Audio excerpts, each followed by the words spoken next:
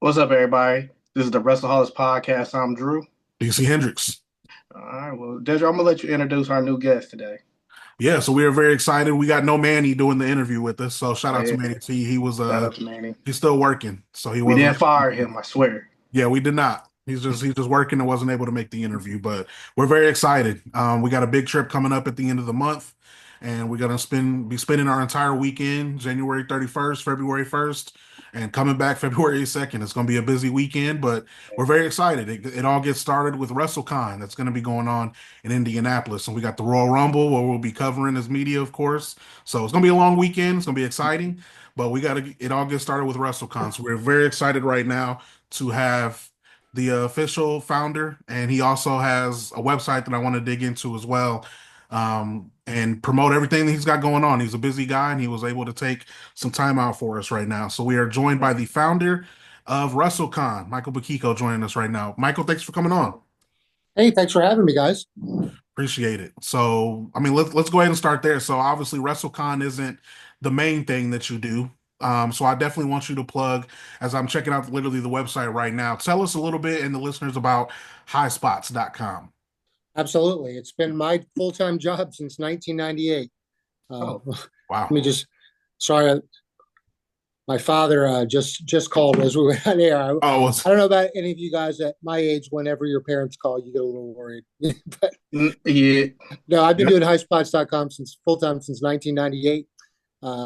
It's really blessed me with a great life. Gotten had a lot of fun. They say if it's not a job, if you enjoy it, that's kind of what it's been for me for over 25 years now. So I'm really, really happy to be able to do what I do. Highspots.com has been our only thing that we've done since 1998. And of course, why we're talking, WrestleCon has been something I've been doing for about 10 years as part of that. okay. Yeah, so before we even get to WrestleCon or anything like that, or even dig a little bit deeper, obviously all of this started from being a wrestling fan, right? Just being a fan of the early days. Who were some of your favorites as you were coming up watching wrestling? Who were some of your ones Well, that inspired I you? grew up in the Carolinas. So from a very young age, I mean, the only thing I even knew for the longest time was what Jim Crockett Promotions was doing. And that was must see TV. You never missed a week.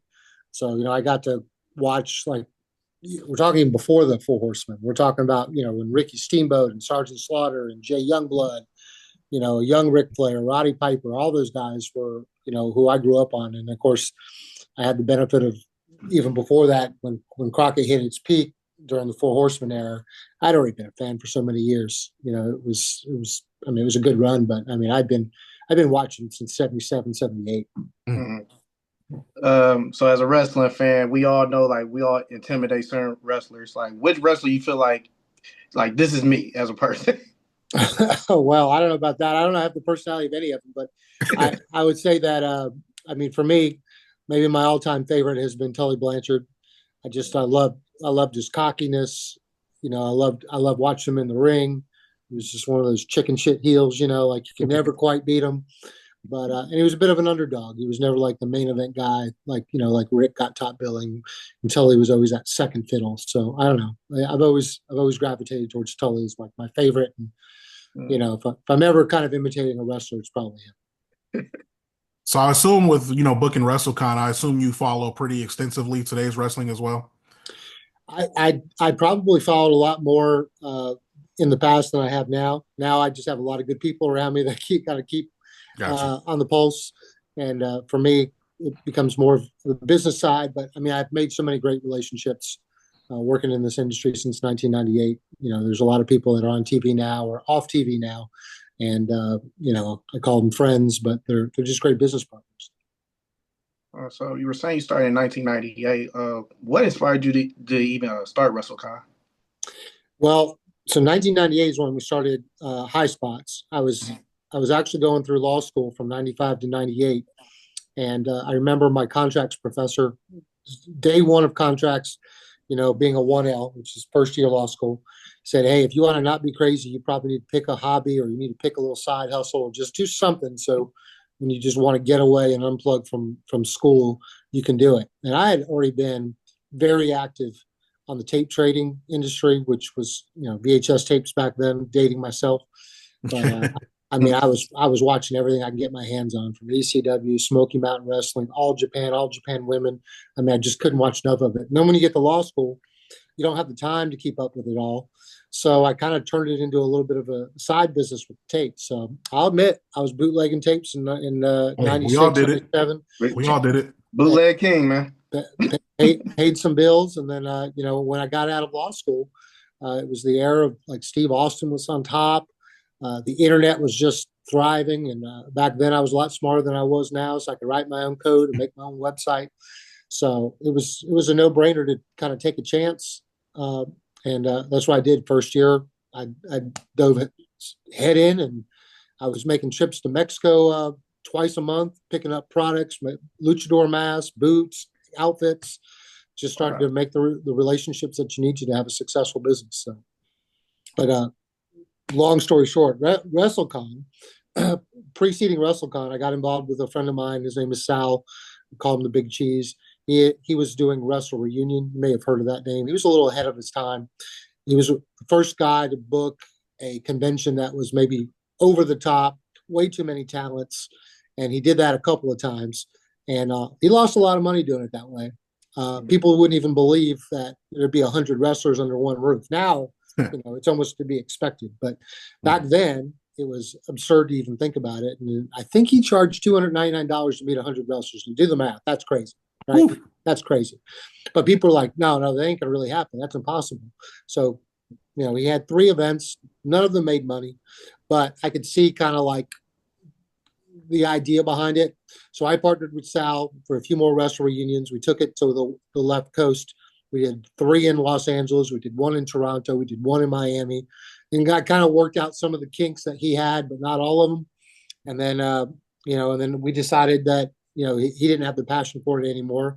And I said, man, if I could just always tie this into a WrestleMania weekend, at least we know there's always going to be a crowd. And so it's been that way. I think now this is the 11th year in a row that we've done a WrestleCon during Mania weekend. Okay. Yeah, so I mean, let's stay there. So, like, obviously, with it coming to Indianapolis, how many times have you been to Indianapolis in particular, and how have you enjoyed being here in Indiana? In all honesty, when I made a site visit to look at the location, was my first time ever in Indianapolis, which is crazy because wrestling has taken me all over the country, all over the world, and somehow I've never been in Indianapolis. And I'm aware of Squared Circle Expo does a great event there. They've always run their event a week or 2 after our WrestleCon events and Mania weekends. So it's never been a thing that could fit into our schedule. So when I saw they were coming to Indianapolis, I was like, we got to do this. And we've been doing WrestleCons. We call them the ancillary. We call them destination WrestleCons, which means they're not Mania weekends. Going all the way back to the Royal Rumble when it was in San Antonio. Different type of vibe to it than a Mania weekend, but I'm real excited about kind of seeing the fans in Indianapolis because I know I have a lot of them from my highspots.com side. I mean, there's a lot of Indianapolis customers. Yeah, to jump in real quick before we go a little bit deeper, I know Drew has a lot of questions about WrestleCon as he's been blowing. He's excited. He's very excited. I think this is going to be Drew's first WrestleCon, isn't it? First ever. So before we get into that, though, I want to focus a little bit on your website because I was looking around on highspots.com, and one thing I have to commend you for is your prices on a lot of the stuff. Like, people charge like crazy for like some of the memorabilia and stuff that you got on there. Is that something that you've aimed for on that website? Because like it's very affordable, in my opinion, for some of the stuff you got on there. Well, what I always like to tell people is I'm not a middleman. So anything you see that's signed and for sale on my website, my company obtained directly. So I could always give the best prices because I don't need to mark it up because there hasn't been someone between me and that person. On the other side of things, that's why you don't see Undertaker signatures or Roman Reigns signatures on there because I can't get to those type of guys. Right. So I'm not going to be a middleman. I'll focus on the people that I can directly, get to, and I'll give a fair price for a good piece of memorabilia. What's some of the best memorabilia you've gotten in for your personal collection? Personal collection? Well, it goes back to Tully Blanchard. I got the robe that he wore all through that strong era. It's hanging up in my office. I've had a lot of people give me some crazy offers for it, but I mean, there's only one Tully Yeah. Blanchard Road, right? Yeah, WWE's gonna find you one of these days, man. yeah, we all got untouchables. That's probably an untouchable. That everything people say everything has a price, which in some cases might be true, but sometimes you just got to keep it. So, what about on the website? What memorabilia or anything have you sold that has made the most money? Well, wrestling's one of those businesses. It's like who's ever hot right now, and that could change in days. So, fortunately, we keep a good sense of what's hot right now, and what's hot. I told Rey Mysterio this. I said, "Man, you bought my first house." Mm, I sold so many of the Rey Mysterio masks wow. back in the '90s when he was with WCW. I was like, "You bought my first house. Thank you." And so like I've always tried to put more money in Ray's pocket now because I couldn't back then.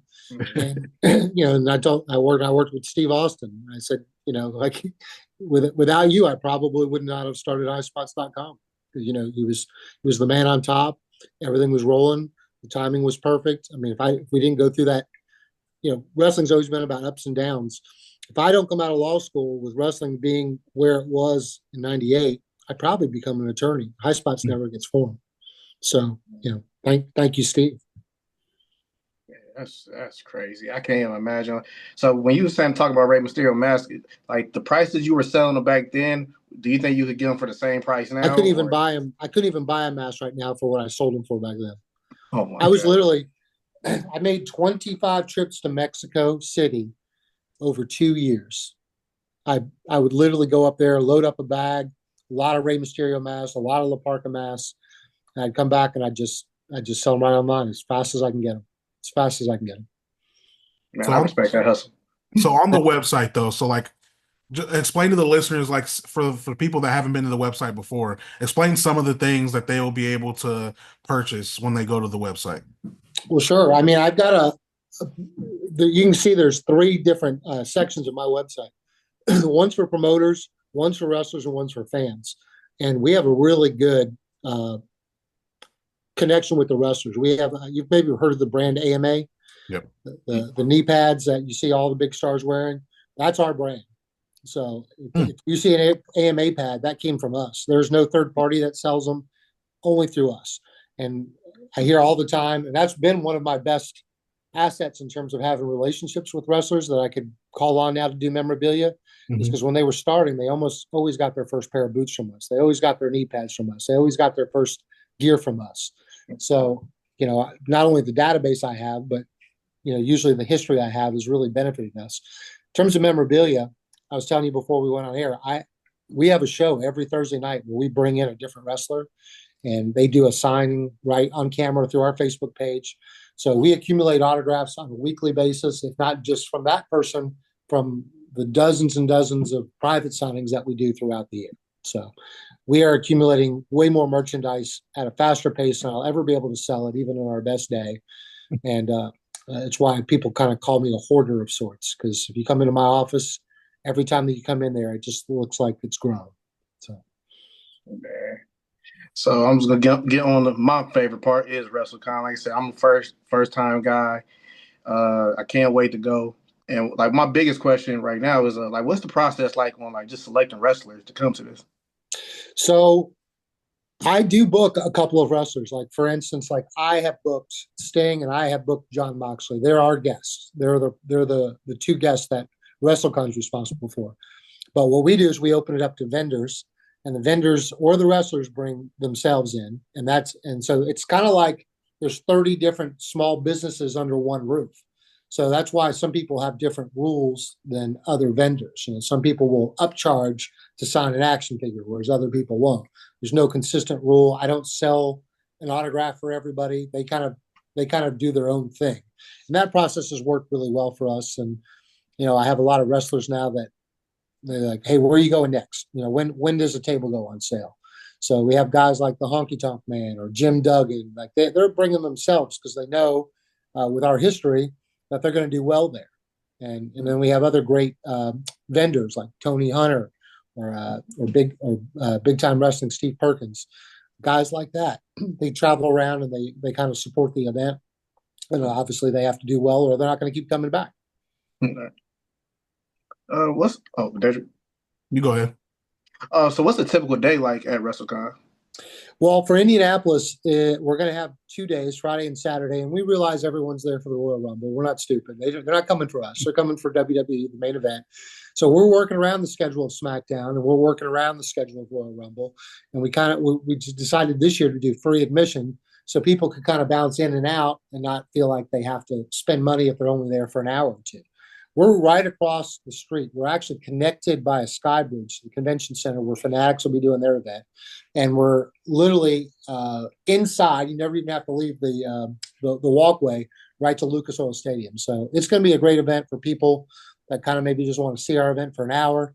If you want to stay the whole time, obviously we got, I think I counted 71 talents right now is where we're at.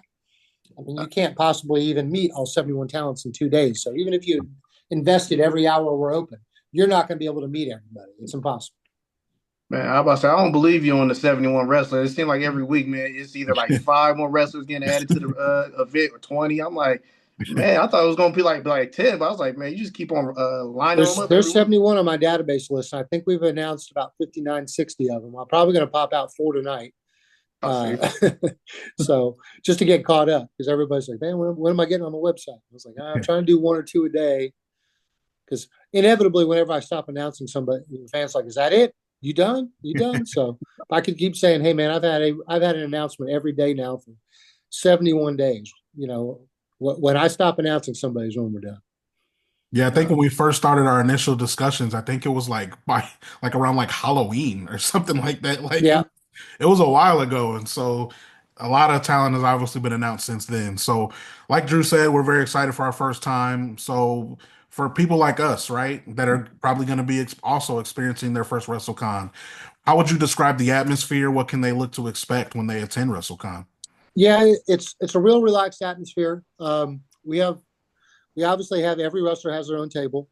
So you don't have to pre-order anything. You can just go right up to the table, pay the wrestler. Nice. You know, if you want to do a picture, you want to do an autograph, obviously they'll charge for that. But hey, man, if you just want to bump fists, shake hands, tell the guy you really appreciate his work, you know, they're not going to charge you for that. But you know, they understand that not everybody can afford, especially when you have 71 talents there. You can't afford everybody. It's impossible. Yeah. So, you know, I tell everybody, I said, hey, man, listen, you can be out there. Not everyone's going to be able to afford you. Don't be disrespectful to people who can't, you know. But obviously, if you can't afford them, don't take up 10 minutes of their time if there's a line. And then we have pro photos to really, for people that are on a real tight time budget, we have pro photos where we'll have an exact 15-minute window. So if you want to meet Sting and you don't have 2 hours maybe to wait in line, and there's a 15-minute window at pro photos, you can knock it out and then kind of do whatever else you want to do in Indianapolis. Mm-hmm. What's the super fan? What is that? I've been seeing that. So we're doing a couple extra things. Of course, I want to emphasize that it's free admission for everybody. So you can just walk in, enjoy, walk out, in and out 10, 20 times a day. We don't care. Have fun. Whatever you want to do with your time is great. But for people who want a little extra experience, we have a super fan ticket that includes, you get a few perks. You get a t-shirt, you know, so that's a $25 value. You get front of the line privileges on our featured guests, which probably going to save you about an hour each, right, for every guest at least. And then we're doing a breakfast on Saturday morning with the wrestlers. So, you know, I feed all the wrestlers Saturday morning, and kind of to pay that bill, I let a couple fans come in. So we'll have like rounds of 8 for a table. And we usually try to put 2 wrestlers and 6 fans. That's usually the ratio we try to hit. And then on Friday night, the Hardys are doing a Hardy party. It's starting a little late for my preference, but Matt's going to do a podcast, and then Jeff's going to follow up with an acoustical concert. All that's included with the Superfan package, $129. If those type of things interest you, it's a great deal. If all you want is to get a picture and autograph with some wrestlers, Superfan's probably not your thing. But the Superfan is limited in number. I capped it at a certain number, and I think I had like 40 spots last time I checked. So I'm positive they'll sell out between now and the event. Okay. I would say, so one thing I was thinking of was, you know how a lot of the promotions are going overseas now. Have you already, or like, do you plan on going overseas with WrestleCon in the near future? So I went overseas with Wrestle Reunion in Toronto, and I thought it was going to be a home run. Toronto never really had something like this. And, you know, it's hard. I'm based in Charlotte, North Carolina. And of course, the internet makes things easier now, but it's hard if you're not in a city to really promote it. Mm-hmm. So they just announced Royal Rumble for Saudi Arabia. You're hearing it first. There will not be a WrestleCon in Saudi Arabia around Royal Rumble. I'm not doing Understandable. it. Not doing it. But if there ever was one in London, we have a highspots.com UK store. I mean, I'm set up to go there. I have a Canadian store. So, if we have an opportunity to go back to Toronto, we go to London. Those are certainly cities I'd entertain. Yeah, it's huge. I mean, so for the listeners and we'll try to include some stuff in the link in the description of this podcast, but I know, like you said, you've named 71 wrestlers, but just a short list, just to keep it short, tease some wrestlers that are going to be at WrestleCon for the listeners and the viewers. Yeah, I mean, obviously, John Moxley and Sting, since they're my two guests, I'll put them out first. Hardy Boys are making an appearance. They always have one of the biggest lines. Mm-hmm. The Dudley Boys are going to be there. I'm trying to get the Dudleys and Hardys to do a group photo shot. They've never done that before, as far as I know. So I want to put a ladder between them and kind of do a shot. It'll be expensive, but hey, once in a lifetime. Right. I can take the picture for free if you need me to. And then we have a lot of great vendors bringing in guys like Kurt Angle, Matt Riddle, Mickey James will be there. She's bringing herself, right? She's always been a great supporter of what we do. Victoria, Matt Cardona. I'm trying to think off the Honky Tonk Man. I'm just trying to go through the list, trying to go left to right. Arn Anderson, JBL. Yep. Ron Simmons. Ron's one of the best people in the world. If you never met Ron Simmons in person, I mean, make it a point to. Ron is one of the greatest individuals you will meet in wrestling. So actually, I met him in 2012. I used to work at the airport as a customer service agent, and I ran into him out of nowhere, and I was like, I don't even know if I should ask him for an autograph. I was like, hey, my name is Andrew. Big fan of yours. He's like, he asked me, do I want to take a picture? He took one with me, man. I'll never forget that. He's great. And that's what I really love is when guys like him, I mean, I know he's not working for me per se, but guys that are great like him and great with the fans, it just makes everyone think about the WrestleCon experience a little differently when you have a friendly group of talent. And that's really what I think a lot of people say, hey, I've been to the Fanatic events, I've been to the WB events, nothing against what they do. They do a great job too, but you have a real good chance to have a genuine conversation and an interaction with our talents because we're not herding you through like sheep. You have a little extra time. It's not completely transactional, but we do have to obviously consider the length of the line. Right. But, there's guys there if they don't have 100 people in line, they'd love to talk to you. They want to hear from their fans. They love doing this.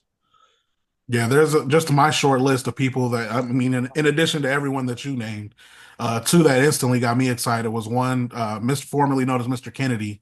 Ken Anderson is one I'm excited about. And my number one, I know Drew's going to be annoyed, but RVD, Rob Van Dam. Oh, yeah.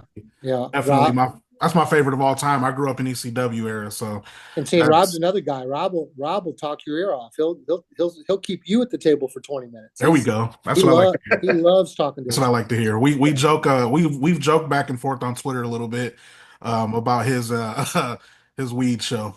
He's funny. He's going to tell you all about his weed. Yeah, he's a character. So I'm very excited. So for us, just asking for us, as a podcast that's coming, trying to get content and stuff. Mm-hmm. What would be some advice from you, for us attending the event? Well, the thing that we run into, because we don't have media at our events, and the reason is because when I tried to facilitate that, the media goes up to the wrestler and say, WrestleCon said that you would talk to me for 10 minutes, and like, not how it works. Never said that. And they always, you got to remember that these guys, although they love their fans, they're a business, right? Yeah. So if they have a big line, like that's not the time to sit there and talk to them for 10 minutes. That's not it. But they would genuinely, they love talking to people. They love talking to media. They're out there trying to promote themselves, even though they're not in the ring anymore. Most of these guys, some of them are, but a lot of these guys that we have are legends. I mean, this for them, this is Monday night for them. This is the biggest thing they're doing all week. So. Another big thing I love too, not to cut you off, Drew. Another big thing that I loved about your guest list, not only do you have the big people, big names that everyone knows, a lot of indie wrestlers too, Mhm. like ones that aren't as known. Like one of my good friends, Black Dahlia, you just announced her, Mhm. just I think last week or something like that. I talked to her; she's excited about coming. Like you guys don't discriminate. You book, from top to bottom, all kinds of different wrestlers. I love that. Well, and that's more the vendors. So there's a vendor bringing her in, and it's great because there's someone like her, right? She's an independent star right now. Mhm. Where is she going to be in 5 years? She might be on national TV, and you'll be like, "Hey, I met her for a very affordable price." Exactly. I remember doing that event in Los Angeles, and I remember I think Becky Lynch and Bailey. Mm. They were just independent stars then. And imagine them now. You could have met them for $10 back then. You know, so I know not everybody's like plugged into like the independent world, but a lot of these people that you see at these events, everyone starts somewhere. Mhm. A lot of the people that you meet on the independent level at these events now are going to be the people you're watching at the Royal Rumble in 5 years. So this is my last question. What's been the most rewarding thing after all these years, man? What's been the most rewarding thing for you? Well, I'll answer that twice. For WrestleCon, so when we were in Philadelphia, Ronda Rousey was our headlining guest, and I always make sure, as the owner, I stay closest to wherever the most money's coming in, which is always the biggest guest, right? So you'll see me somewhere near Sting, you'll see me somewhere near Moxley in Indianapolis because that's where the most money's going in. And as a business owner, I'm going to stand right by that. So Right. I saw Ronda Rousey make so many people cry with happiness. I mean, I've seen Sting because I've worked with Sting dozens of times. I've seen people just cry when they finally get to meet their hero. That's what makes me feel really great about what we do with WrestleCon is we're connecting these wrestlers that obviously we've been, connected to our entire lives. We never got to meet. And you just see the people, the emotions that comes through the wave of people that do that. I mean, it really makes this rewarding. And, for my other business, for highspots.com, I mean, I have over 20 people that work for us on a weekly basis. And it's like a family business. And I mean, I'm really proud that I've run it like a family business for that long. Like I said, I feel incredibly blessed that I got to stay in a business, an industry that I love. I was a fan. That's the reason I got into it. I'm still a fan, even though I try to, I try to get away from it a little bit just to give my brain a break. But I mean, I love watching wrestling with other fans. So Even this conversation, man, you just even reminded me, just like, man, this is why I still love wrestling. Yes. Just these conversations, man. Yes. Mm-hmm.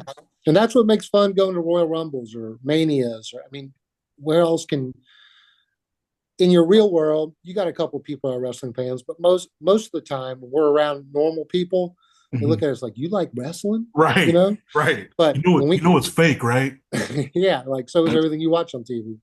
But when we go to these big events like Royal Rumble, I mean, there's 60,000 people that are just like us. They go to work every day, and they're the ones that are like, "Oh, you're a wrestling fan," "Oh, that's what you like." So they're just like us, and that's kind of a communal event. And everyone that goes to Wrestlecon on a much smaller basis than a Royal Rumble, same thing, man. We grew up watching these guys. They're our childhood heroes, and just the opportunity to get to meet them in person is just an amazing experience. Even more excited now than I was before. Good. The founder, Michael Bochicchio, joining us here, highspots.com and WrestleCon, the founder. Everyone, if you want to get tickets, WrestleCon.com/Indianapolis, Friday, January 31st, 2 o'clock to 6 p.m. is the time. And then Saturday, February 1st, 10 a.m., 3 p.m. Free admission again, just to reiterate that. Free admission, come and go as you please. And let's all have a good time. Royal Rumble weekend in Indianapolis. Michael, thank you so much for coming on. Appreciate it. Thanks for having me. Seeing you. Appreciate you. Take care, guys.